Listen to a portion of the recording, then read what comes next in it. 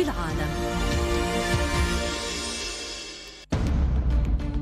احنا صامدين فرضنا ليوم الدين. اطفال فلسطين دائما مقتولين في الارض ليش؟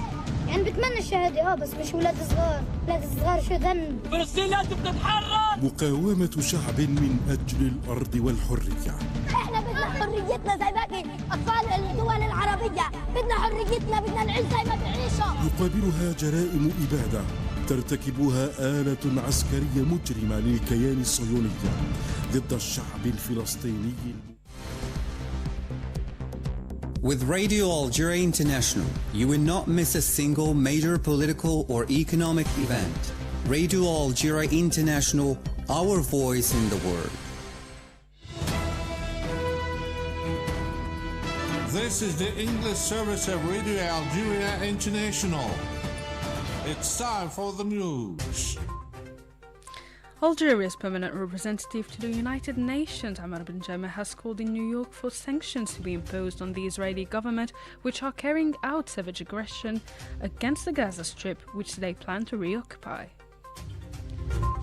Algeria and Somalia have reaffirmed their commitment to strengthening bilateral relations, highlighting their mutual desire to enhance cooperation across various sectors. And the World Health Organization has warned that the Israeli government's plan to reoccupy the Gaza Strip would put children further in danger.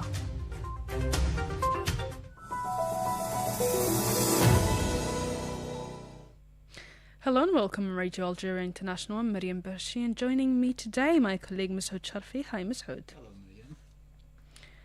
Algeria's permanent representative to the United Nations, Amar Ben Jama, has called in New York for sanctions to be imposed on the Israeli government, which are carrying out a savage aggression against the Gaza Strip, which they plan to reoccupy. Over to you, Masoud.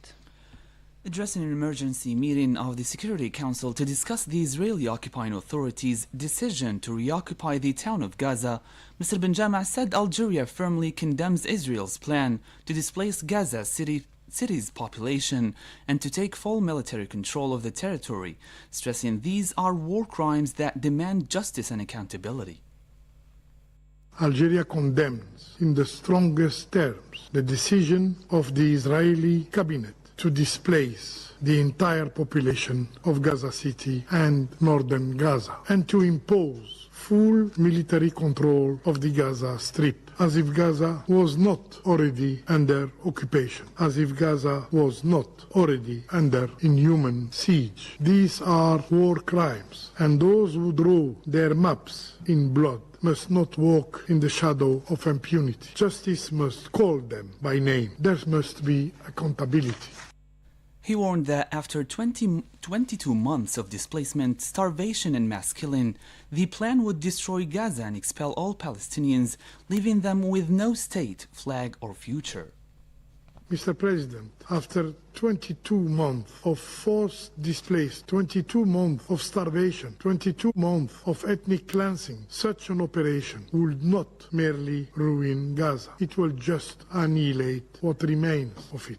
As if killing more than 62,000 people were not enough. As if killing more than 18,000 children for God's sake, were not enough. As if killing more than 12,000 women were not enough. As if starving to death more than 200 human beings were not enough. And yet, persisting in their genocidal tactics, the Israeli occupying power plan more. Their objective is clear, crystal clear, to push an entire people outside their homeland. Palestinians shall have no state, no flag, no future in their land. No Palestinian shall stay from the river to the sea.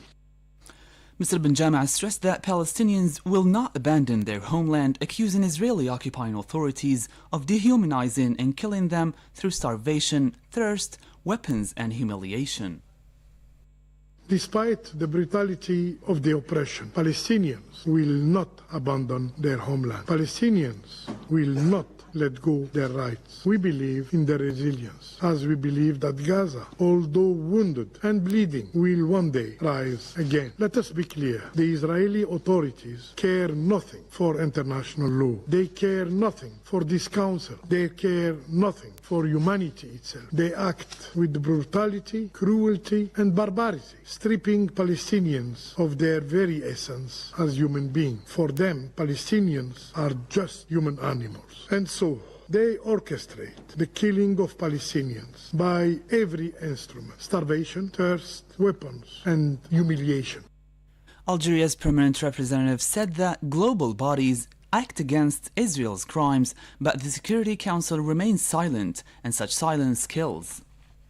Faced with this genocide, every voice has risen. The International Court of Justice investigates the plausible crime of genocide by the Israeli occupying power. The International Criminal Court pursues those who sign their names in the records of war crimes. The General Assembly condemns repeatedly the occupation and demands its end. The United Nations Human Rights Council counts the wound and denounces its violation. And yet, in this chamber, the one entrusted with peace and security by the United Nations Charter, the Council sits silent. The Council says nothing. Silence is not neutral. Silence kills.